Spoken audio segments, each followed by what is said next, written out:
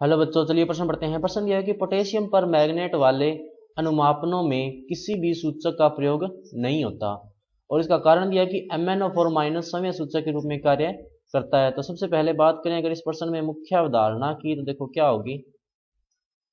मुख्य अवधारणा जो इस प्रश्न में होगी वो होगी MnO4 या पोटेशियम पर मैग्नेट KMnO4 से अनुमापन, KMnO4 से अनुमापन। तो देखो KMnO4 से जब अनुमापन होता है तो क्या होता है, क्योंकि देखो KMnO4 जो है, जैसे MnO4 माइनस है, इसका जब अनुमापन किया जाता है, इसके साथ जब अनुमापन किया जाता है तो यहाँ पर Mn4 माइनस आयन जो है वो किस में बदल जाता है, Mn+2n में, क्योंकि यहाँ पर ऑक्सीजन अवस्था क्या है +7, यहाँ पर क्या हो जाती है +2। तो जब तक उसमें अभिकारक उपस्थित होता है तब तक तो ये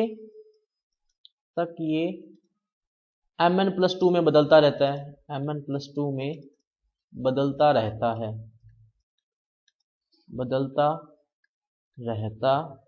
है। परंतु जैसे ही वो अभिकारक समाप्त होता है, परंतु अभिकारक के समाप्त होते ही, अभिकारक के समाप्त होते ही यह अपना चारित्रिक रंग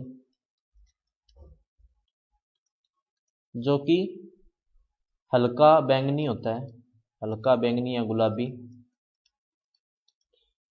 दर्शा देता है।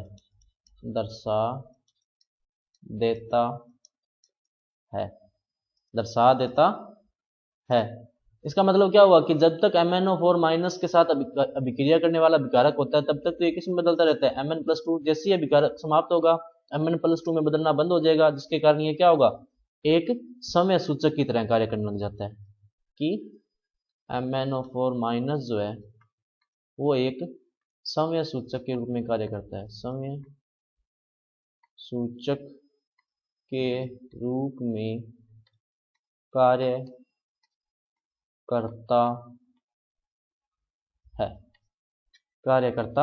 है।